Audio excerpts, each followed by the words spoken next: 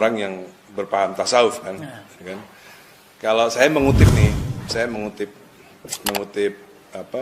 salah satu guru saya imajiner ya. Saya jarang ketemu, tapi saya anggap itu guru saya imajiner, yaitu Cak Nun. Cak Nun itu guru imajiner saya. Ainun Najib. Ya. Buat saya dia orang yang melampaui umurnya sebenarnya. Orang lain tuh mungkin bisa seperti Cak Nun tuh mungkin 150 tahun, 200 tahun hidup baru bisa kayak dia. Dia melampaui itu, mengalami yang namanya leap of intellectuality, sangat lompatan intelektual yang sangat tinggi gitu loh.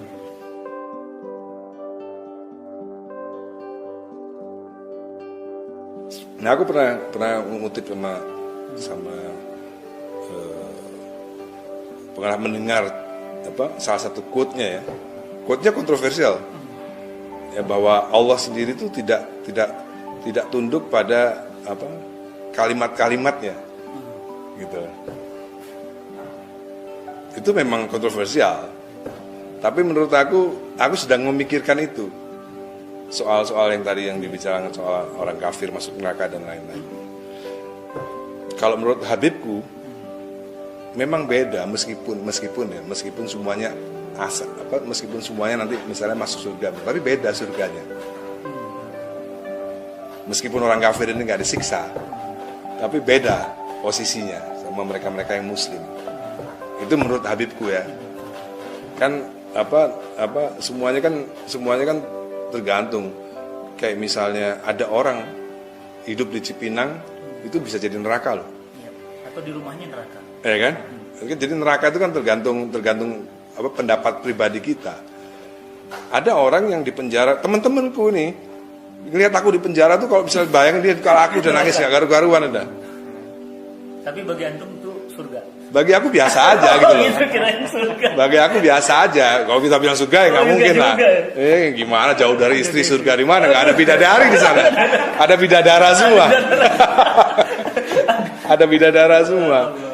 Jadi misalnya nih orang ngelihat hidup saya di sini misalnya.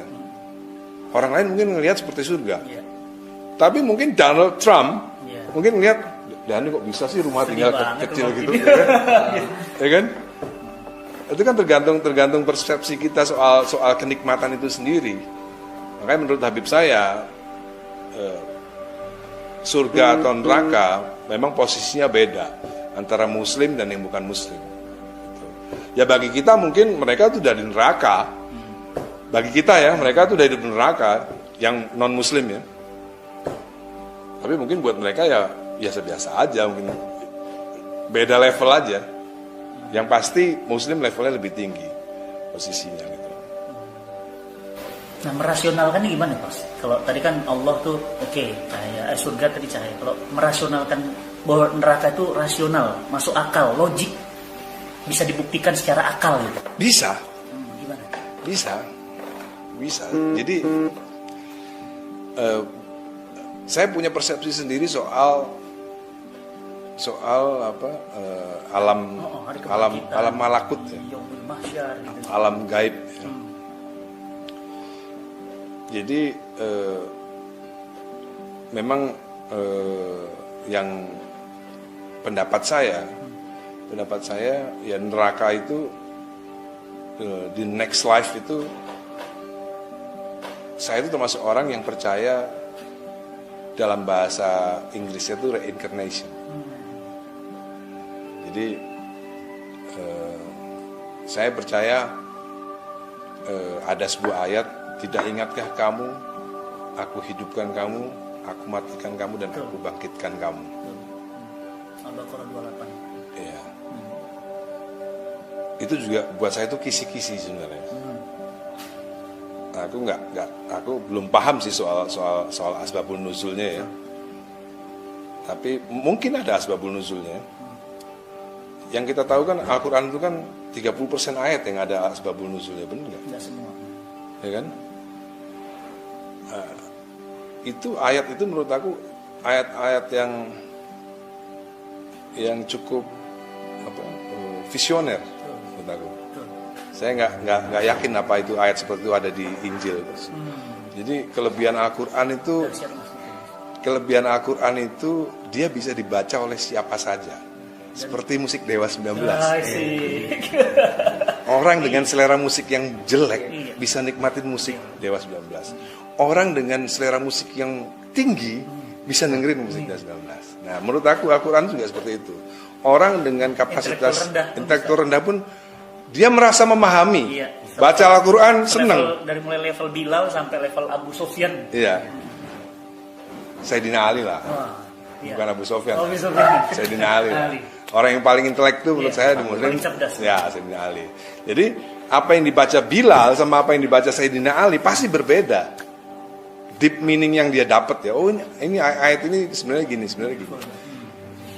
Jadi maka dari itu tidak ada tafsir yang baku. Misalnya sekarang kita tafsirnya ngikutin siapa sekarang? Ibnu Katsir. Tahun berapa Ibnu Katsir lahir? Ya. Tahun berapa? 1200 atau 1100? Setelah Imam Syafi'i. Oh iya, 1100. 1000 tahun 1000-an. Di Baghdad. Nah, menurut saya tafsir yang lumayan yang enggak kalah sama Ibnu Katsir menurut aku itu tafsir Quraisy Shihab. Kecuali Al-Maidah 51 ya. Itu namanya manusia. Sama tafsir Jilbab gimana, Mas? Ya, makanya namanya manusia. Quraisy Shihab kan bukan manusia yang bukan malaikat. Ketika beliau menafsirkan, ya pasti 5% ada yang miss. Kalau 100% benar semua, dia bukan manusia, dia malaikat. Ya kan? Nah, menurut saya Quraisy Shihab itu dalam menafsirkan Al-Qur'an itu menurut saya sebenarnya cukup berbobot sebenarnya. Aku nggak tahu kenapa soal Al-Maidah itu berbeda. Sebenarnya aku bisa berdebat dengan Quraisy Shihab soal Al-Maidah 51 itu sebenarnya. Next time kapan-kapan kalau ketemu, ya usia aku kan udah 40 tahun ke atas. Udah berani mulai mendebat gitu kan. Kalau dulu kan enggak. Tapi tetap cium tangan kalau ketemu. Ya kan? Jadi soal tafsir tadi itu 100 tahun ke depan mungkin udah ada tafsir-tafsir baru lagi udah dengan redaksi yang sama loh ya. Dengan redaksi yang sama. Tafsirnya mungkin berubah lagi karena itulah hebatnya Al-Qur'an. Nanti tafsir teksnya itu dengan tafsirnya itu relevan dengan keadaan dunia 200 tahun, 300, 400, 500 tahun lagi. Relevan tafsirnya. Padahal orang dulu menganggapnya tafsirnya ini, ternyata ini tafsirnya ini ternyata ini. Perkembangan terbaru pemikiran. Iya. Mas, yang menarik tadi reinkarnasi maksudnya gimana? Ya, ada reinkarnasi. Saya percaya reinkarnasi. Gimana tuh konsepnya? Ya, jadi ketika nggak seperti orang Hindu ya. Kalau orang Hindu kan dia meninggal bisa jadi binatang gitu. Kalau jadi anjing, jadi ular. Ya, kalau manusia tetap jadi manusia. Makanya dikembalikan alam dunia lagi atau di sana? Di alam dunia. Oh. Di alam dunia. Sekarang gini ya. Wah, ini menarik nih. Sekarang gini.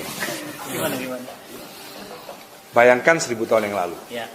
Di Pulau Jawa. 1000 tahun lalu. Di Pulau Jawa. Ya. Bayangin di Pulau Jawa ya. Ada seorang syekh, entah kita syekh sebut namanya syekh siapa, Syekh Fulan ya. Wali besar di Pulau Jawa. Tahun 1000. Tahun 1020. Ya. 1000 tahun yang lalu. Dia berbicara, dia muridnya tanya, "Ya Syekh, ya kisana, apa yang kamu tanyakan? Surga itu seperti apa?" Surga itu menurut Al-Quran adalah sesuatu tempat, suatu keadaan yang tidak pernah terbesit di hatimu, tidak pernah terlihat di matamu. Ya. Sahih. Ya, betul. 1000 tahun yang lalu. Ketika syekh itu sama muridnya itu hadir di sini, benar nggak itu? Keadaan seperti ini tidak pernah terbesit olehnya. Ya nggak? Nggak pernah itu ada kamera, ada lampu, ada kopi yang enak nih. Di zaman 1000 itu. Zaman 1000 tahun yang lalu. Katanya Syekh itu ngomong, nanti ya ke sana, kita nanti kepingin kopi, kita belum berpikir, udah datang kopinya, loh kopinya udah datang. Yeah. Itu baru 1000 tahun loh, belum 2000 tahun loh. Nah terus yang reinkarnasinya? Ya bisa saja ketika orang itu 1000 tahun yang lalu dia meninggal, si murid itu meninggal, dia langsung masuk ke rahim orang yang lahirnya sekarang. dia lahir di dalam keluarga yang berada, dalam keluarga itu, menurut saya itu surga. Entah kelas 100, entah kelas 99, entah Ekonomi. kan semua surga kan ada tahapnya kan. Kan kita kan diceritain dulu waktu SD ya, surga itu ada tahapnya. Ada surga yang di empera, ada yang surga yang beneran, ya kan? Sampai ke paling firdaus paling tinggi. Ada yang cuman di tamannya doang, nggak sampai ke dalamnya. Neraka pun juga kan, ada yang kerak neraka, ada yang.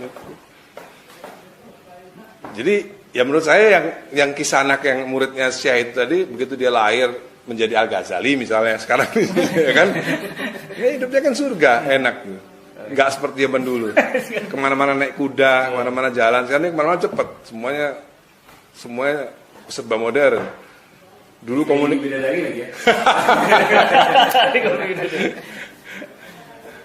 Ya itu pendapatku yang belum Iya. tentu benar. Iya. Tapi Wallahu alam Iya. bisawab. Nah, gitu. Tapi berarti kalau itu reinkarnasi yang Mas maksud bertentangan dengan Al-Baqarah 28 tadi. Misalnya? Yang tadi itu, yang antum bilang, ini saya jelasin ayatnya ya. Al-Baqarah 28 tuh Allah tuh bilang begini, kaifa takfuruna billahi wa kuntum amwatan. Bagaimana kamu kok bisa durhaka pada Allah? Padahal dulu kamu itu mati. Maksudnya mati itu kita dalam rahim ibu, Ya. mati. Susah hidupkan. Iya, kemudian dihidupkan gitu kan. Ini ayat benar, visioner tuh benar. Kemudian dihidupkan. Nah, ini sekarang nih kita hidup. Summa yumitukum, kemudian dimatikan lagi. Besok kita meninggal. Uje sahabat saya udah wafat. Ustadz Arifin Ilham udah wafat. Ya kan? Nanti sebentar lagi ada tulisan Ahmad Dhani wafat, ya kan gitu kan?